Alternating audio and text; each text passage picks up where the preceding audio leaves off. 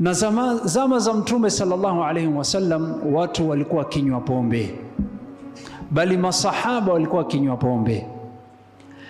Tunajua ya kwamba Rasul sallallahu alaihi wasallam alichaguliwa mtume akiwa na miaka mingapi? 40, na akafa akiwa na miaka 63. Kwa hivyo kazi ya utume alifanya kwa muda miaka 23, na tuigawanye mara mbili, miaka 13 alifanya akiwa Makka. Alipofika umri wa miaka 53 akaambiwa sasa fanya hijra, nenda Madina.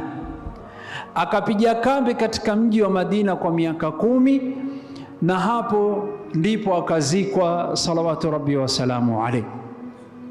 Hasa miaka 13 ya kwanza ar-Rasul hakuambiwa azungumzie juu ya pombe, aliambiwa azungumzie juu ya kuabudu masanamu na ushirikina, na watu kuamini kwamba yeye ni mtume Mwenyezi Mungu, na watu kuamini kwamba kuna kiyama na kuna hisabu.